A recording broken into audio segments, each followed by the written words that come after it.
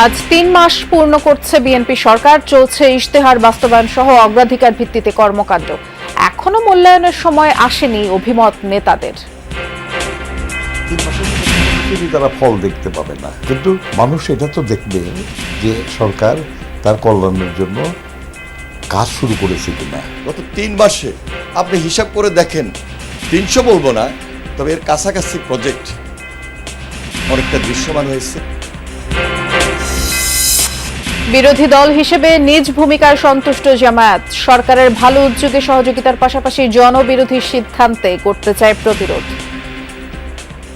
ভালো কাজ করলে আমরা সহযোগিতা করছি, খারাপ কাজ হলে আমরা সহযোগিতা করবো না, বরং এটার বিরুদ্ধে অবস্থান নিয়ে এটাকে সংশোধন করার চেষ্টা করব। সাতক্ষীরায় নৃশংসভাবে অন্তঃসত্ত্বা স্ত্রীকে হত্যা করল স্বামী।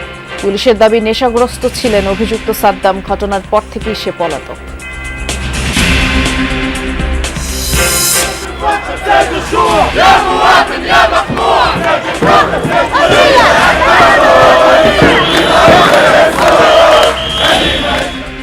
সরকার বিরোধী বিক্ষোভে উত্তাল তিউনিসিয়া। খাবার ও ওষুধের তীব্র ঘাটতির পাশাপাশি মূল্যস্ফীতিতে দিশেহারা মানুষ।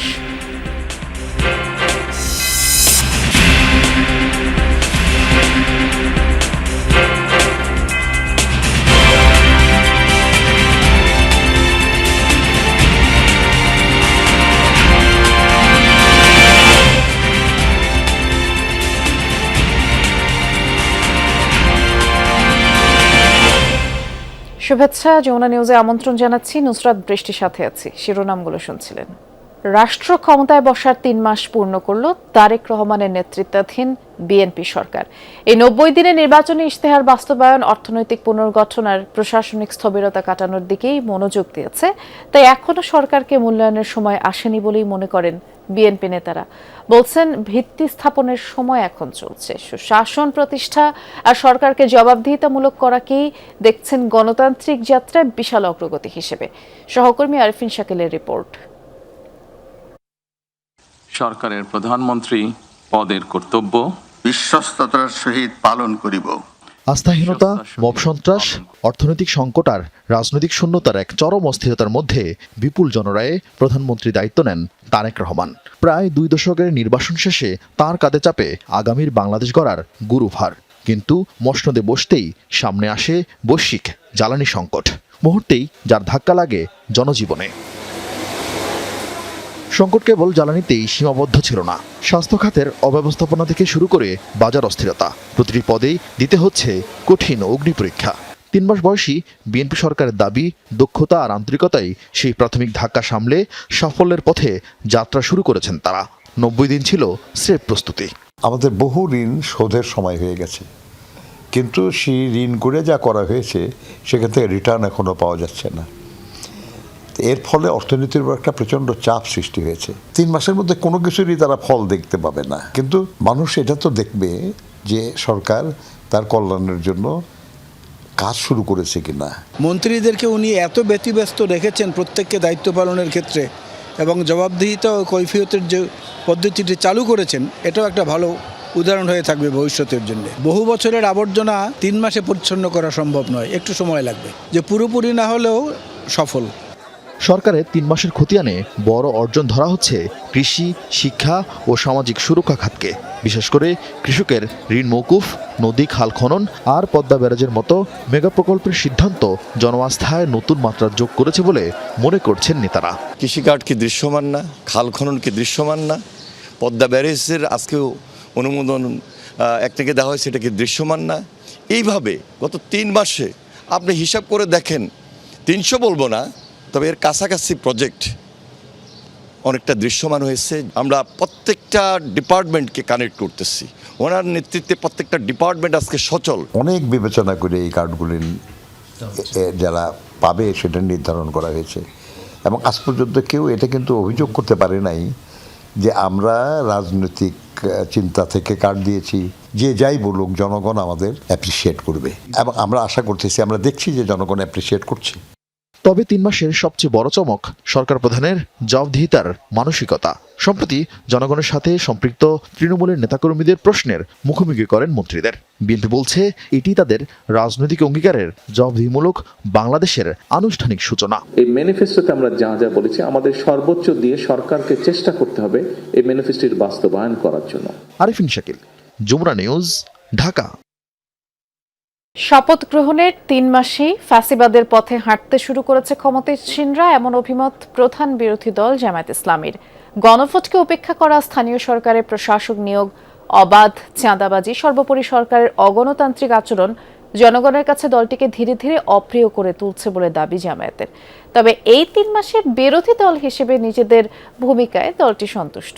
দাবি, ভালো উদ্যোগে সহযোগিতা আর জনবিরোধী সিদ্ধান্তের প্রতিরোধে তারা সক্রিয়। সংসদ সদস্যরূপে ত্রয়োদশ জাতীয় সংসদ নির্বাচনে 68 আসন জিতে প্রধান বিরোধী দলের ভূমিকায় জামাতে ইসলামী। সংখ্যাগরিষ্ঠ আসন জিতে নেয় সরকার গঠনকারী বিএনপি। 17 ফেব্রুয়ারি শপথ নেয় ক্ষমতাসীন ও প্রধান বিরোধী দল। শপথ গ্রহণের পর পেরিয়েছে 3 মাস, শেষ হয়েছে সংসদের প্রথম অধিবেশন, যা পরিপূর্ণ ছিল কথার লড়াই, উত্তেজনা, মতবিরোধ, এমনকি ছিল বিরোধী দলের ওয়াকআউটও। জুলাই সনদ ও গণভোটের রায় বাস্তবায়ন এবং সংবিধান সংস্কার প্রশ্নে এখনও সরকারের সাথে বিরোধী দলের রয়ে গেছে মতবিরোধ। জামাত নেতারা বলছেন, গণভোটের রায়কে অস্বীকার করে সরকার যাত্রাপথেই ভুল করেছে। এর মাধ্যমে হ্যাঁ ভোট দেয়া বিপুল সংখ্যক ভোটার এবং বিরোধী দলের আস্থা হারিয়েছে সরকার। গণতান্ত্রিক সরকার হয়েও স্থানীয় সরকারের প্রশাসক নিয়োগ বিএনপির আরেক অগণতান্ত্রিক আচরণ, দাবি করছেন জামাত নেতারা। জানান, অব্যাহত চাঁদাবাজি আর আওয়ামী সরকারের রেখে যাওয়া ব্যবস্থাপনা টিকিয়ে রাখা ফ্যাসিবাদের দিকে অগ্রসর হওয়ার আরও একটি ধাপ। 3 মাস সাক্ষী দিচ্ছে যে না, দেশটা বোধহয় ভালো পথে যাচ্ছে না। তার যে উদ্যোগ থাকা দরকার, সে উদ্যোগটা আমরা এখনো দেখতে পাচ্ছি না। ফ্যাসিস্ট সরকারের দলের করছে, এখন বর্তমান সরকারি দলের লোকেরাই চাঁদাবাজি করছে, পত্রপত্রিকায় ধরা পড়ছে। এটা যদি বন্ধ করা না হয় তাহলে মানুষ বিক্ষুব্ধ হয়ে এখন আবার অন্য আর একটা কোনো আন্দোলন হয় কিনা অনেকে এটা আশঙ্কা করছে।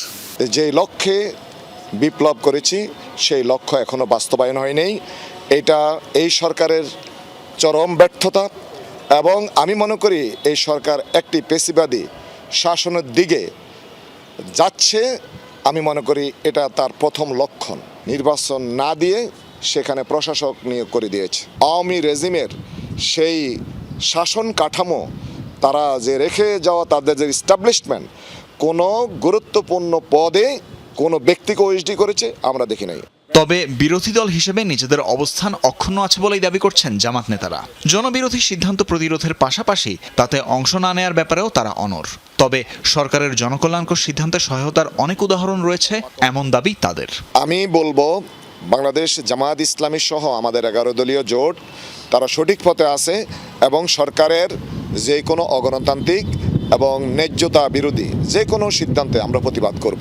ভালো কাজ করলে আমরা সহযোগিতা করছি বা করব, খারাপ কাজ হলে আমরা সহযোগিতা করব না, বরং এটার বিরুদ্ধে অবস্থান নিয়ে এটাকে সংশোধন করার চেষ্টা করব।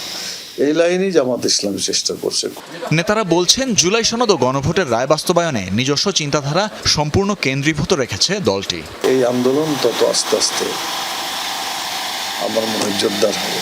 বিএনপি এই জুলাই সনদ বাস্তবায়ন করতে বাধ্য হবে। তানফির মৌসুম, যমুনা নিউজ, ঢাকা। মধ্যরাত থেকে টানা বৃষ্টি আর ঝড়ো বাতাসের কারণে রাজধানীবাসী দুর্ভোগে পড়েছেন।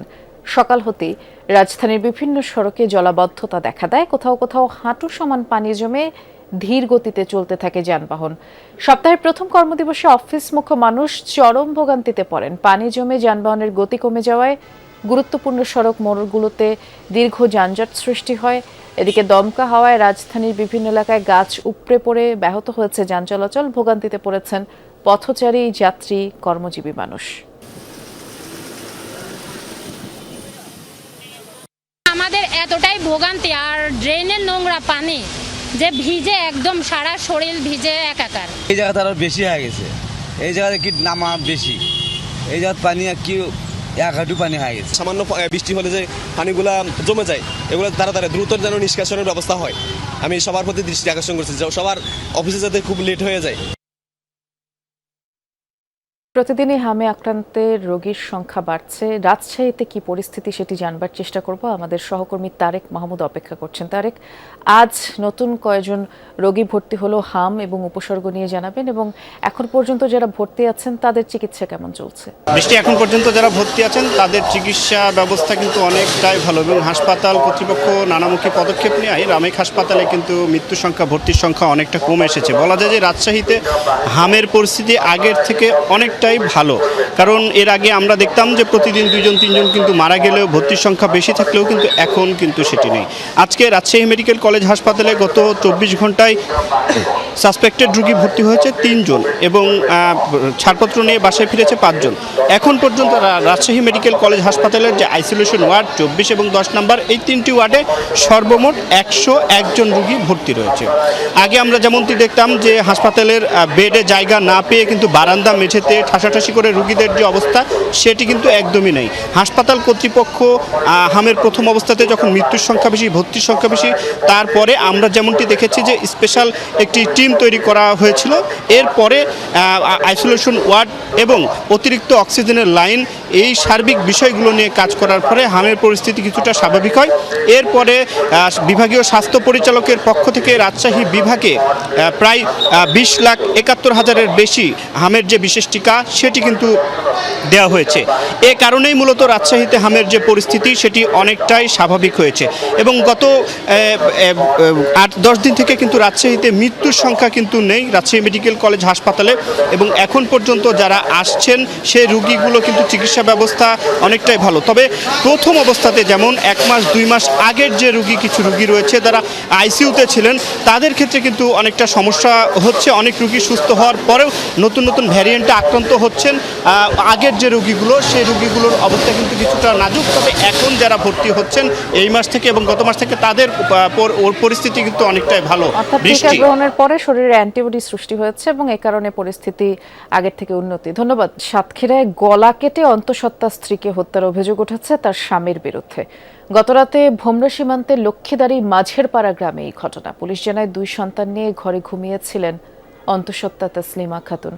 হঠাৎ করে রাতে পাশের একটি ঘরে তাকে ডেকে নিয়ে হাতুড়ি দিয়ে প্রথমে মাথায় আঘাত করেন স্বামী সাদ্দাম হোসেন। পরবর্তীতে খুর দিয়ে গলা কেটে হত্যা করা হয় তাসলিমাকে। বিষয়টি টের পেয়ে প্রতিবেশীরা ছুটে গেলে সাদ্দাম পালিয়ে যান। পুলিশের দাবি, হত্যার সময় সাদ্দাম নেশাগ্রস্ত ছিলেন। পারিবারিক কলহের জেরে হত্যাকাণ্ড বলে প্রাথমিক ধারণা করা হচ্ছে। কক্সবাজারের উখিয়ায় ছেলেকে রক্ষা করতে গিয়ে হামলাকারীদের মারধরে মায়ের মৃত্যুর অভিযোগ উঠেছে। স্বজনরা জানান, কয়েকদিন আগে উখিয়ার টাই পালং মাদ্রাসার দেয়ালে জয় বাংলা লেখা নিয়ে এলাকায় উত্তেজনা তৈরি হয়। এই ঘটনায় স্থানীয় বিএনপি নেতারা থানায় অভিযোগ দেন। পরে শনিবার রাতে স্থানীয় বিএনপি সমর্থক জিসানের একটি ফেসবুক পোস্টে হাহা রিয়্যাক্ট দেন নিষিদ্ধ ঘোষিত ছাত্রলীগ সমর্থক ইউনুস। এই ঘটনার পর কয়েকজন বিএনপি ও ছাত্রদলের কর্মী সমর্থক ইউনুসকে মারধর করে এবং তাকে রক্ষার চেষ্টা করলে মারধরের শিকার হন ইউনুসের বন্ধু এনজিও কর্মী SM ইমরান। স্বজনদের অভিযোগ, খবর পেয়ে ইমরানের মা সৈয়দা খাতুন ঘটনাস্থলে গেলে হামলার শিকার হন তিনিও। উদ্ধার করে উখিয়া উপজেলার স্বাস্থ্য কমপ্লেক্সে নিলে চিকিৎসক সৈয়দাকে মৃত ঘোষণা করেন। পরে নিষিদ্ধ ঘোষিত ছাত্রলীগ সমর্থক ইউনুসকে হেফাজতে নেয় পুলিশ। এদিকে অভিযুক্ত মিজান শিকদার, জিসান সহ কয়েকজন গতরাতেই সংবাদ সম্মেলনে দাবি করেন এই ঘটনার সাথে তারা সম্পৃক্ত নন। বিষয়টি খতিয়ে দেখা হচ্ছে বলে পুলিশ জানিয়েছে। দালালদের খপ্পরে রাশিয়া গিয়ে নিখোঁজ লক্ষ্মীপুরের 3 যুবক। চাকরির প্রলোভনে রাশিয়া নিয়ে তাদের পাঠানো হয় যুদ্ধে এবং কিছুদিন পরেই যোগাযোগ বিচ্ছিন্ন পরিবারের সাথে। তারা বেঁচে আছেন কিনা সে তথ্য অজানা। আহত হয়ে বেঁচে ফেরা কয়েকজন জানালেন দুর্বিষহ সেই কষ্টের কথা। এদিকে দালালের দাবি, যুদ্ধে পাঠানোর বিষয়ে তারা জড়িত নয়। অভিযোগ পেলে আইনগত ব্যবস্থা নেওয়ার দাবি প্রশাসনের।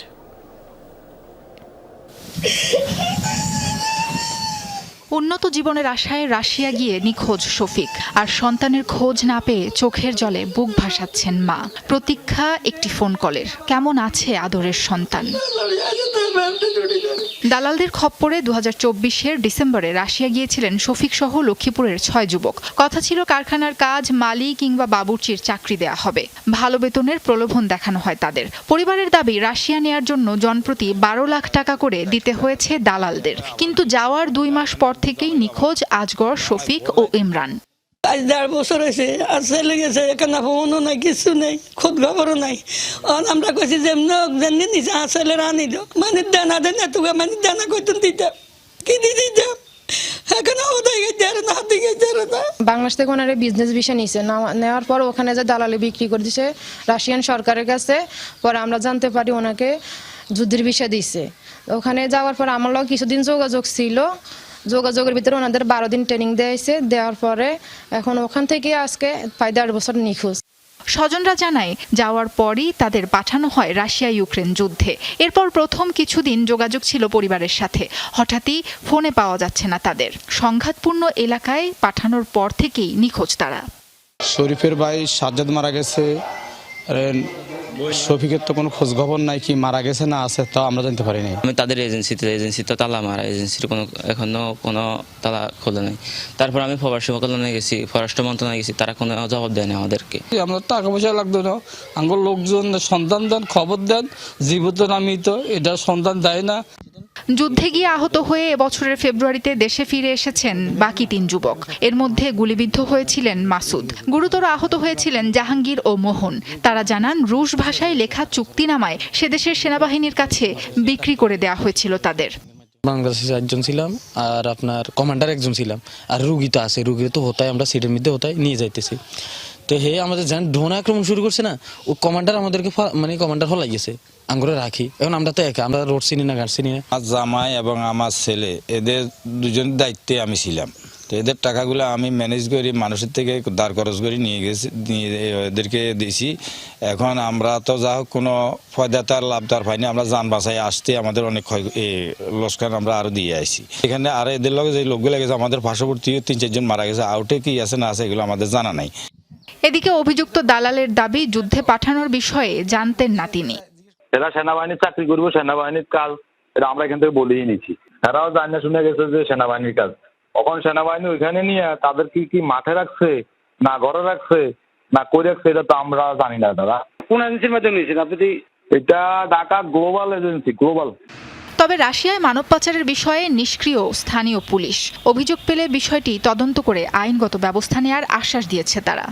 কেউ থানা এসে কোনো নিখোঁজ ডায়েরি বা কোনো ধরনের এই ধরনের চাকরি দেওয়ার নাম করে প্রতারণার ব্যাপারে কোনো ধরনের অভিযোগ করেনি। তারা যদি আসে, আমরা থানা যদি অভিযোগ করে আমরা অবশ্যই তদন্ত করে ঘটনার সত্যতা সাপেক্ষে আমরা অবশ্যই আইনগত ব্যবস্থা নেব। এই অবস্থায় প্রতারণা ঠেকাতে সরকারকে নজরদারি বাড়ানোর আহ্বান জানিয়েছে স্থানীয় সুশীল সমাজের প্রতিনিধিরা। পাশাপাশি মানব পাচারে জড়িত দালালদের বিরুদ্ধে জনসচেতনতা তৈরির তাগিদ দিয়েছেন তারা। সরকার এবং সংশ্লিষ্ট দপ্তর উচিত এই বিষয়গুলিকে তদারকির মধ্যে নিয়ে আসে এবং প্রয়োজনীয় ব্যবস্থা গ্রহণ করে এই কাজে যেন নিরুৎসাহিত হয় এই জন্য ব্যবস্থা গ্রহণ করা।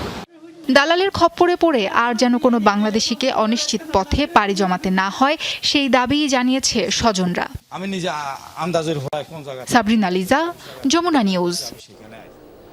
সরকার বিরোধী বিক্ষোভে উত্তাল তিউনিসিয়া। বাজারে খাবার ও ওষুধের তীব্র ঘাটতির পাশাপাশি আকাশ ছোঁয়া মূল্যস্ফীতিতে দিশেহারা সাধারণ মানুষ, যার প্রতিবাদে দেশটির রাজধানী তিউনিসের সড়কে প্ল্যাকার্ড ও ব্যানার হাতে নামেন শত শত মানুষ। এ সময় বিরোধী নেতা সাংবাদিকদের গণহারে গ্রেপ্তারের প্রতিবাদ জানান তারা। তাছাড়া প্রেসিডেন্ট কাইস সাইদের পদত্যাগের জোরালো দাবি তোলেন। বিক্ষোভকারীদের স্লোগানে মুখরিত হয় রাজপথ। পুলিশ ও প্রশাসনকে ব্যবহার করে দমন নিপীড়ন চালাচ্ছে সরকার, অভিযোগ বিক্ষুব্ধ জনতার। 2010 সালে তিউনিসিয়া থেকেই শুরু হয় সরকার বিরোধী আন্দোলন আরব বসন্ত।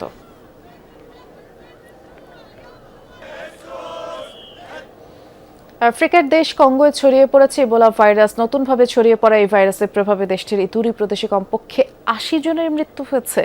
এছাড়া 246 জন ভাইরাসে আক্রান্ত বলে সন্দেহ করা হচ্ছে। শনিবার এক সংবাদ সম্মেলনে এই তথ্য প্রকাশ করেছে দেশটির স্বাস্থ্য মন্ত্রণালয়। জানানো হয় কঙ্গোতে এবার ছড়িয়ে পড়েছে ইবোলার বুন্দিবুগিও ভ্যারিয়েন্ট, এখন পর্যন্ত যার কোনো অনুমোদিত টিকা নেই। এই ভ্যারিয়েন্টে আক্রান্তদের মধ্যে মৃত্যুর হার 50% পর্যন্ত এবং ইতুরি ছাড়াও উগান্ডার সীমান্তবর্তী কয়েকটি অঞ্চলেও শনাক্ত হয়েছে ভাইরাসটি।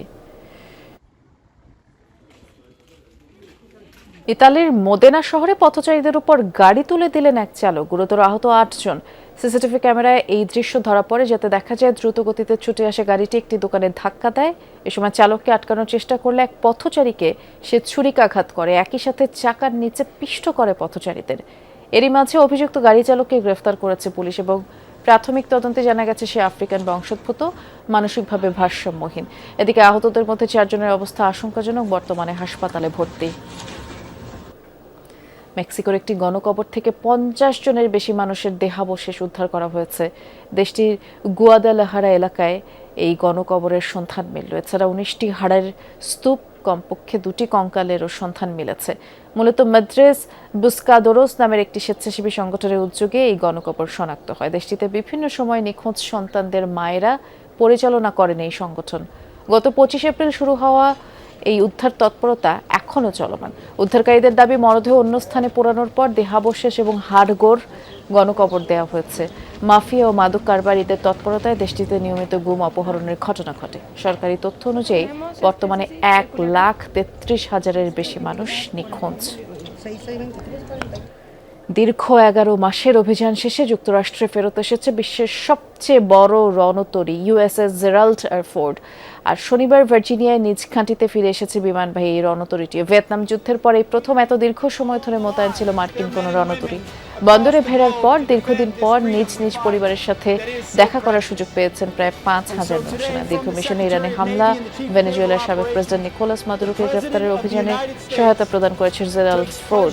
আর আগমন উপলক্ষে ঘাঁটিতে উপস্থিত থেকে রণতরীটিকে স্বাগত জানায় মার্কিন প্রতিরক্ষা মন্ত্রী পিট হেগসেথ। এ ছিল আমার কাছে যমুনা নিউজের আয়োজনে